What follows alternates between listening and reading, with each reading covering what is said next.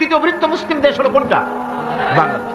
এই দেশে ইসলামকে যত গালি দেওয়া হয়েছে, কোরআনকে যত গালি দেওয়া হয়েছে, আলেমদেরকে যত গালি দেওয়া হয়েছে, রাসূলুল্লাহকে যত গালি দেওয়া হয়েছে, ইসলামী আদর্শকে যত গালি দেওয়া হয়েছে, পৃথিবীতে কোন দেশে এইভাবে ইসলামকে গালি দেওয়া কোথাও হয় না। এমনকি আমেরিকার মতো দেশে, ইংল্যান্ডের মতো দেশেও কোরআনের বিরুদ্ধে এত কথা কেউ বলতে সাহস পাবে না, ইসলামের বিরুদ্ধে কথা বলতে সাহস পাবে না, যেহেতু মুসলমানেরা সেখানে পাল্টা আক্রমণ করবে।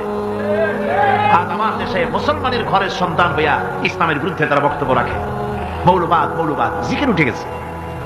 আমেরিকার প্রেসিডেন্টরা যখন শপথ নেন, প্রেসিডেন্ট হিসেবে ওথ নেন, বাইবেলের উপরে হাত রাখেন আর বলেন এই মহান গ্রন্থকে স্পর্শ করে শপথ নিচ্ছি, আমি আমার চিন্তা চেতনা, আমার মেধা, আমার প্রজ্ঞা সবটা আমার জাতি, আমার দেশকে উন্নয়নের জন্য, এর সমৃদ্ধির জন্য, এর সংরক্ষণের জন্য আমি আমার জীবনকে উৎসর্গ করব।